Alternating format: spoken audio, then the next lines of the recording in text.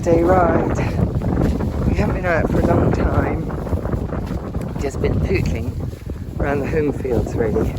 And we went on a big adventure up into the hills. And she did feel it. You know, she was going, oh, can we actually just walk, please? Can we walk? Thank you. She was feeling it. You know, she was having a look. I could feel her heartbeat rising. I could feel the adrenaline rising. This was a long way from home. We weren't in Kansas anymore. And in the old days, that would have really worried me. And now I just think, well, of course, that's what she'll feel like. Of course, she'll have a little bit of a woo-woo. As in, woo-woo! And I love the way I think I've explained that, and I don't think I really have at all. But, you know, a whoop-whoop, I think is what I meant. And a look, and a snort, and suddenly feeling like a thoroughbred. But, you know, she was under her own control at all times. She gave Clovey a lead over the Scary Bridge. Didn't hesitate over the Scary Bridge. The Scary Bridge is a bridge which is quite high and hollow and metal, so it makes a terrible noise under their hooves. And there's quite a drop, and it's quite shadowy underneath it. So it's all the things that horses hate, and she wouldn't go over it. In our early days, I thought, I'll never get her over the Scary Bridge. That became a sort of symbol to us. For me, it was a symbol of all my failures.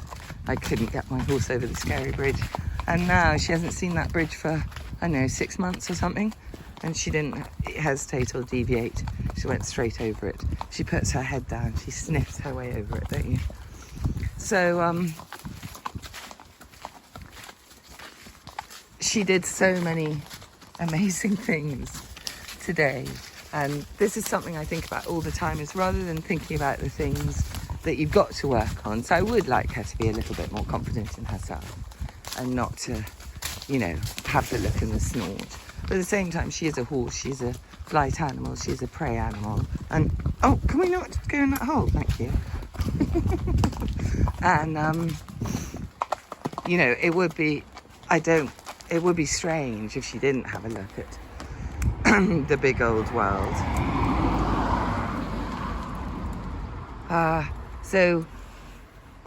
But the thing to do is to concentrate on all the amazing things she did do and congratulate oneself for those. Straight across the road. She didn't used to like to cross that road. In the early days, she would get to this gateway and just stop. That was as far as she would go from the field. Everything else, she found that track absolutely terrifying. She would often get really bent out of shape about the livestock in this field.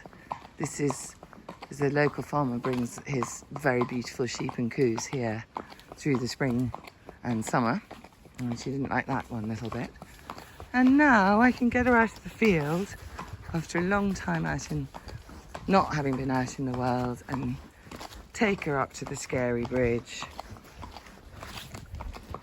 and then walk her home on the buckle. And that's pretty miraculous for me. So that's what I'm going to stick to. And then we will go back and have a look at the foundations.